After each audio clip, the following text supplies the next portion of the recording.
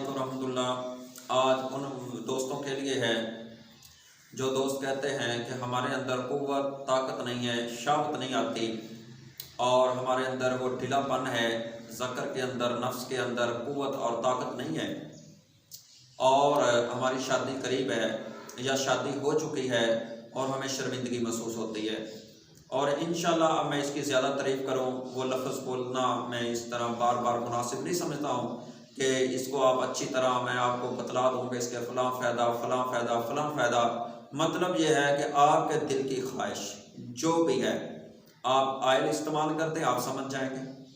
Oil दो तरीक़ों से इस्तेमाल आप लोग करते हैं, उन दो फ़ायदों का इस्तेमाल करते हैं या इसका एक तीसरा फ़ायदा और भी हो सकता है जिस वजह से आप आयल लेते हैं, आयल वालों के साथ रब्ता करते हैं और जनाब कभी कोबरे का आयल है, कभी जनाब सांडे का आयल है, कभी किसी चीज़ का, कभी शेर की चर्बी का आयल है, तो आप आयल मंगवाते हैं। आप बात को अच्छी तरह समझ चुके हैं, इंशाल्लाह वो भी आपके मसले हल हो जाएंगे। अब बाकी मसला रहा और जनाब जितने भी मसाइल हैं आपके दिल की ख्वाहिशें वो सारी पूरी हो जाएंगी ये नुस्खे से। ये इतना अहम नुस्खा है, इतना ताकतवर नुस्खा है और वो खजूर का नुस्खा है। मैं आपको बतलाऊं कि खजूर नबी पाक अलैहिस्सलाम के घर के अंदर खजूर हमेशा रहा करती थी।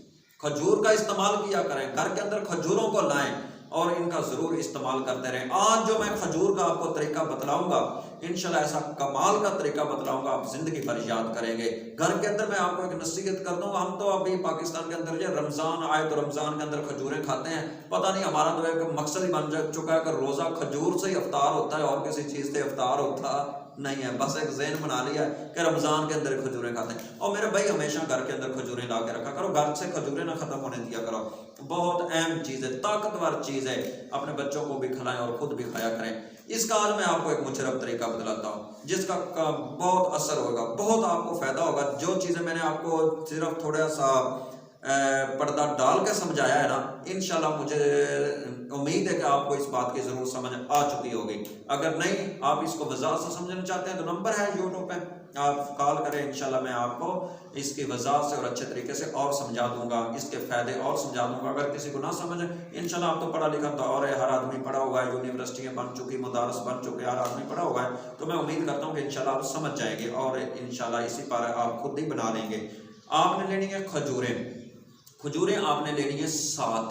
कितनी खजूरें लेनी है? 7 आपने खजूरें लेनी हैं और खजूर अच्छी वाली हो। ये जो अभी नॉर्मल खजूरें हैं ना, ये ना खजूरें हो, अच्छी वाली खजूर ले लें, कोई भी ले लें और हो अच्छी साफ खजूर हो। उसकी आप गुठली निकाल लें, गुठली निकाल करके तो इसके अंदर आप 1-1.5 चुटकी आप ना ले लें दालचीनी की, 1.5 चुटकी।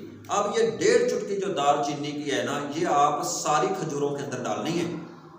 1.5 चुटकी अलग कर लें और उनको थोड़ा थोड़ा सारी खजूरों जहाँ गुठलियाँ निकाली ना वहाँ पे वो दालचीनी को डाल लें। डाल करके तो अब देसी घी ले लें। देसी घी के अंदर ये जो खजूर है इसके ऊपर ना थोड़ा सा धागा बांध लें, लपेट लें ताकि वो खुले ना, क्योंकि वो दालचीनी उसके अंदर रहे। इसको जनाब आपने देसी घी के अंदर भून लेना है। भून करके आपने ये रात को खा लेनी है। 7 खजूरें, 7 खजूरें ये रात को आपने खानी है। 7 आपने एक और तरीका इस्तेमाल जो इस नुस्खे के साथ है, 1 मुट्ठी चनों की, भुने हुए चने, साफ चने जिनके ऊपर छिलके ना हो, अच्छे साफ करके भुने हुए चने वो आपने खाने हैं।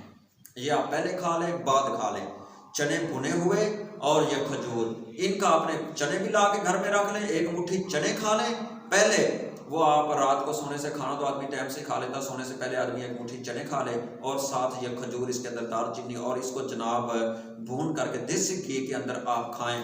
ये नुस्खा आप 40 दिन इस्तेमाल करें, 1 हफ्ता इस्तेमाल करें, 1 हफ्ता इस्तेमाल करके फिर मुझे बतलाना। अब बतलाएगा तो वो जिसकी शादी हुई, जिसकी शादी नहीं हुई वो इंशाल्लाह जब होगी फिर इंशाल्लाह मुझे बतलाना ज़रूर। और मैं अल्लाह से दुआ करता हूँ कि अल्लाह ताला जो मेरा भाई है उसका इस्तेमाल करे, अल्लाह ताला उसको इस पर शिफा दे और अल्लाह